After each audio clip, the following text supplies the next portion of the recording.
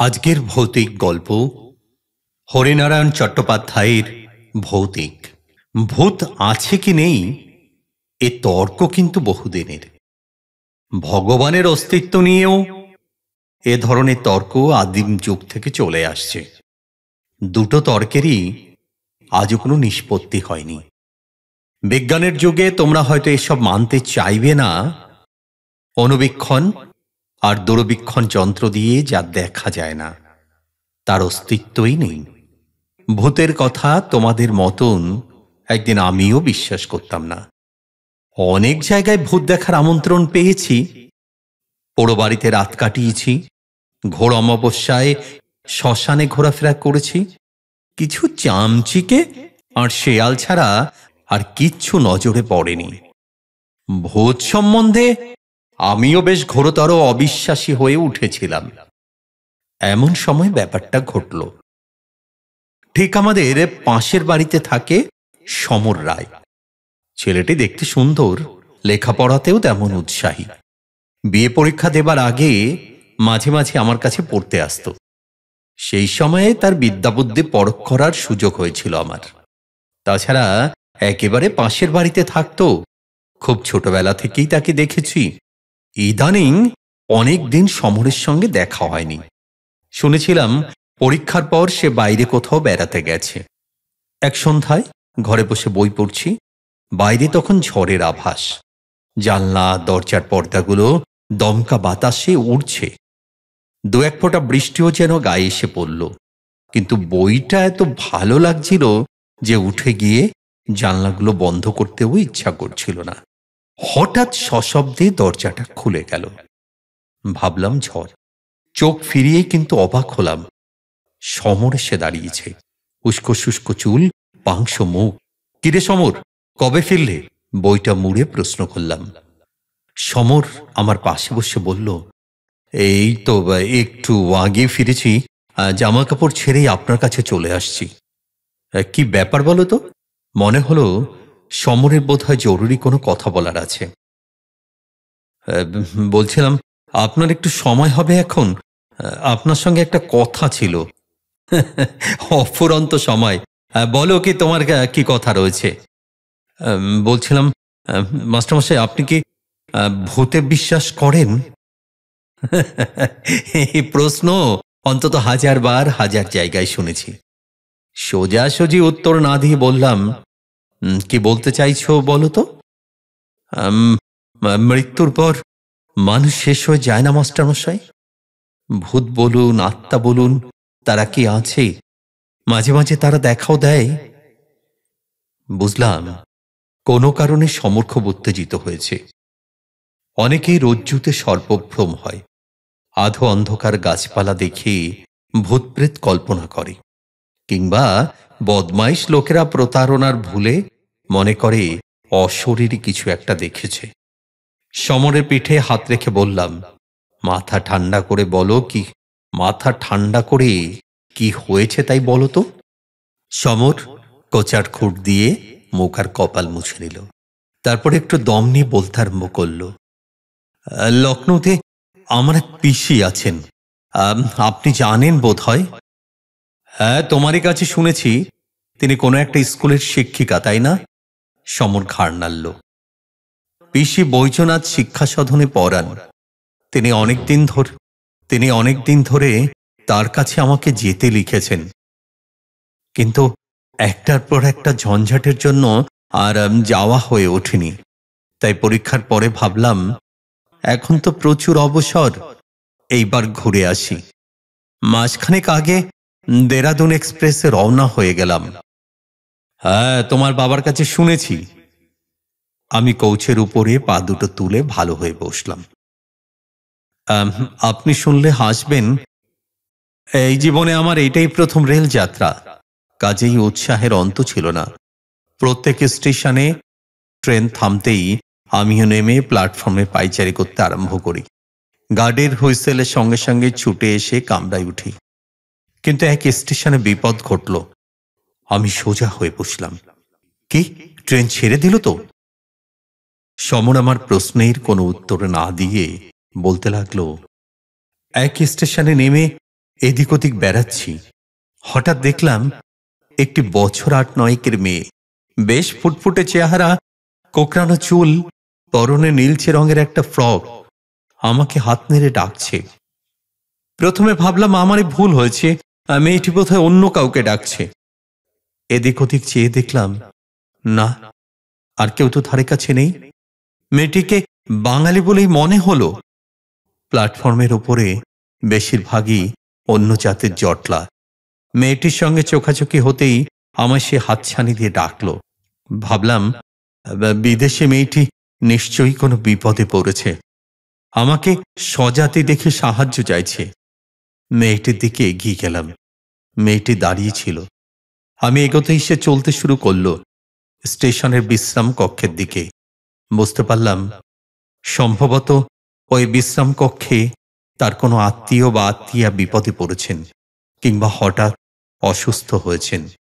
কিন্তু না, বিশ্রাম কক্ষের সামনে একটু দাঁড়িয়ে মেয়েটি ঘাড় ফিরিয়ে আমাকে দেখে আবার হাত নেড়ে ডেকেই আরো এগিয়ে গেল। এধারে একটা বকুল গাছ, অজস্র বকুল ঝরে পড়েছে পথের উপর। পাশে স্টেশনের সীমানায় রেলিং। মেয়েটি তার কাছে গিয়ে দাঁড়ালো।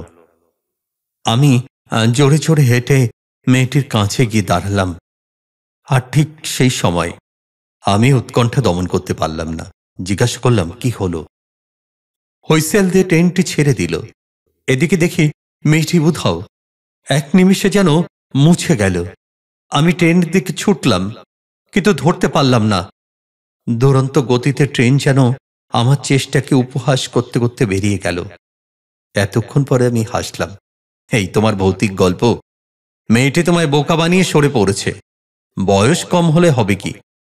মেয়েটি ভারী ওস্তাদ মনে হচ্ছে।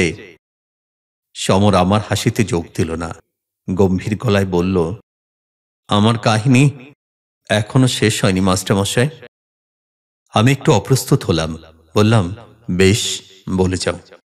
আমি স্টেশন মাস্টারের সঙ্গে দেখা করে ট্রেন ফেল করার কথা বললাম। তিনি পরের স্টেশনে ফোন করে দিলেন, যাতে তারা আমার বিছানা আর সুটকেসটা নামিয়ে রাখতে পারে।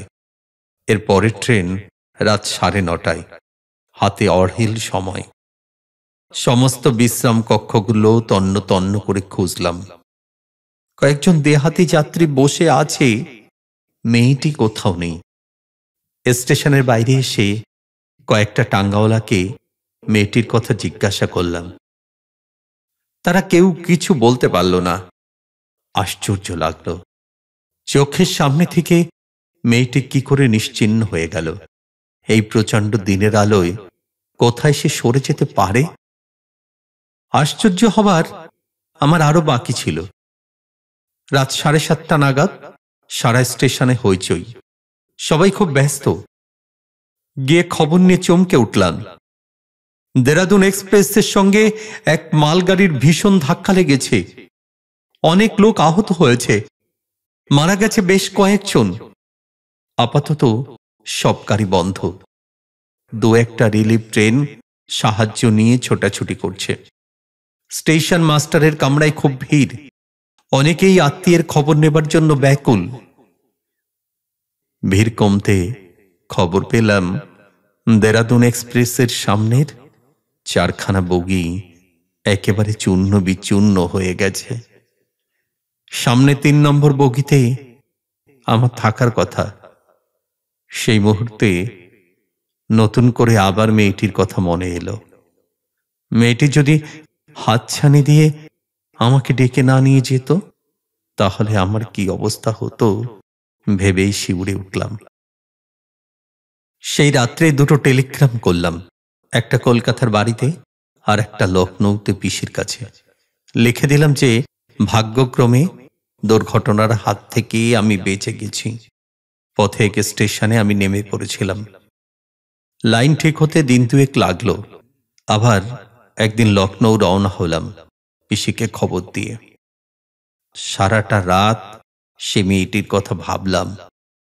বিধাতার আশীর্বাদের মতন মেয়েটি যেন আমার প্রাণ রক্ষা করতে এসেছিল। কিন্তু কাজ শেষ করে মেয়েটি কোথায় মিলিয়ে গেল। পরের দিন 11টা নাগাদ লখনৌ পৌঁছালাম। স্টেশনে পিসি এসেছিলেন। খুব ছেলেবেলায় তাকে দেখেছিলাম, তবু চিনতে অসুবিধা হলো না। পিসির চেহারা প্রায় একই রকম আছে। প্রণাম করতেই বুকে জড়িয়ে ধরলেন, বললেন, খবরের কাগজে ট্রেন দুর্ঘটনার খবর পড়ে আমার যে অবস্থা হয়েছিল, কেবল মনে হচ্ছিল এর জন্য আমি দায়ী। আমি বারবার তোকে আসতে লিখেছিলাম। তারপর তো টেলিগ্রামটা পেয়ে ধরে প্রাণ এলো। কি ব্যাপার বলতো? সব ব্যাপার বলতে পিসি হয়তো বিশ্বাসই করতেন না, বিশেষ করে তিনি যখন স্কুলে বিজ্ঞান পড়ান। কাজেই মেয়েটির ব্যাপারটা বেমালুম চেপে গিয়ে বললাম। চা খেতে একটা স্টেশনে নামতেই ট্রেন ছেড়ে দিল পিসি। ছুটে গিয়ে ট্রেন ধরতে পারলাম না। পিসি স্বস্তির নিঃশ্বাস ফেলে বললেন, ভগবান তোকে বাঁচিয়েছেন। জন্ম জন্ম যেন তোর চা খাওয়ার নেশাটা থাকে। দুজনে টাঙ্গাই উঠলাম। প্রায় আধ ঘন্টার উপর চলার পর একটা বাড়ির সামনে টাঙ্গা থামল পিসির নির্দেশে। পিসি নেমে চিৎকার করলেন, সুন্দর, সুন্দর! একটি ছোকরা নেমে এলো। আমার সুটকেস বিছানা নিয়ে আবার উপরে উঠে গেল। পিসির পেছন পেছন আমিও উপরে উঠলাম। মাঝারি সাইজের একটা ঘরের দিকে আঙুল দেখিয়ে পিসি বললেন, ওই ঘরটা তোর। যা, জামা কাপড় ছেড়ে নে, আমি জলখাবারের বন্দোবস্ত করি। শরীর খুবই ক্লান্ত ছিল। ঘরের মধ্যে ঢুকে একটা চেয়ারের উপর নিজেকে ছেড়ে দিলাম। এক কোণে একটা টেবিল, তার উপরে বাতিদান, একটা আলনা, ছোট্ট একটা খাট, দেয়ালে গোটা তিনেক ছবি। সামনে ছবিটার দিকে চাইতেই সমস্ত শরীর বিদ্যুৎ পৃষ্ঠের মতন কেঁপে উঠল। উঠে দাঁড়িয়ে পড়লাম। মনে হলো ভয়ের কালো একটা ছায়া আমাকে আবৃত করার চেষ্টা করছে। তাড়াতাড়ি বাইরে এসে ডাকলাম, পিসি, পিসি! পিসি বোধহয় নিচের রান্নাঘরেই ছিলেন। কোনো সাড়া পেলাম না। কিন্তু পিসি আমার একান্ত প্রয়োজন।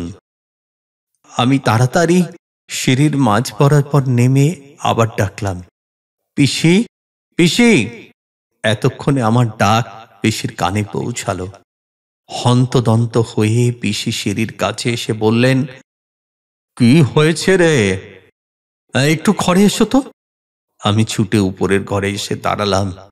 হাঁপাতে হাঁপাতে পিসিও এলেন একটু পরে। কি হলো রে তোর? কি হলো রে তোর? শরীর খারাপ হয়নি তো?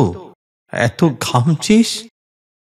আমার আস্তিন দিয়ে কপালের ঘামের বিন্দু বিন্দু মুছে বললাম, না মানে আমার শরীর ঠিক আছে, কিন্তু এই ছবিটা কার? এই যে। হাত দিয়ে সামনের ফটোটা দেখালাম। পিসি বললে, ওটা ওটা টুনুর ফটো। আমার মেয়ে টুনু। তোমার মেয়ে? না, তাকে তুই দেখিসনি বাবা। তোর জন্মাবার বছর খানেক আগে টুনু মারা গেছে টাইফয়েডে। বোধহয় বছর 8 হয়েছিল বয়স। শেষ থেকে পিসির কণ্ঠস্বর একটু গাঢ় হয়ে এলো, কিন্তু ঠোঁটটা কামড়ে থেমে গেলাম। পিসি বললেন, কি বলবি বল? তুমি কি বিশ্বাস করবে পিসি? বিশ্বাস করবার কথাও নয়। কথাটা বল, তবে তো বুঝবো বিশ্বাস করবার কথা কিনা। পিসি আমার ভাবভঙ্গি দেখে রীতিমতো বিস্মিত হলেন। টুনু দিদির সঙ্গে আমার দেখা হয়েছে পিসি। আমার কথা শেষ হবার আগেই পিসি ধপাস করে চেয়ারে বসে পড়লেন। ভাবলেন, নিঘাত ছেলেটার মাথা খারাপ হয়েছে। একটু একটু করে সব বললাম। যখন শেষ করলাম, পিসির চোখ দিয়ে টস টস করে জল পড়ছে। বেশি বিজ্ঞান পড়ান, কিন্তু একটি কথারও প্রতিবাদ করলেন না, কিছু অবিশ্বাস করলেন না, শুধু বললেন, টুনুই তোর প্রাণ বাঁচিয়েছে বাপ। এবার সমর আমার দিকে ঘুরে বসল। বলুন মাস্টার মশাই, কি করে এটা সম্ভব? মারা যাবার পরও কি আত্মার স্নেহ, দয়া, মায়ার আকর্ষণ থাকে? নিজের আত্মীয়দের বাঁচাবার জন্য তারা কি মানুষের দেহ ধরে আবার ফিরে আসতে পারে মরলোকে? বাইরে ঝড়ের সঙ্গে প্রবল বৃষ্টি শুরু হয়েছে। আম গাছের একটা ডাল জানলার পাল্লায় মাথা ঢুকছে অনবরত। জলের ঝাপটায় ঘরের অনেকখানি ভিজে গিয়েছে। সেই দিকে চেয়ে চুপ করে বসে রইলাম। কি উত্তর দেব সমরের প্রশ্নের? চিরদিনের জন্য হারিয়ে যাওয়া মানুষ নিজের লোককে বিপদ থেকে রক্ষা করার জন্য আবারও পৃথিবীতে ফিরে আসে, তাও কি সম্ভব?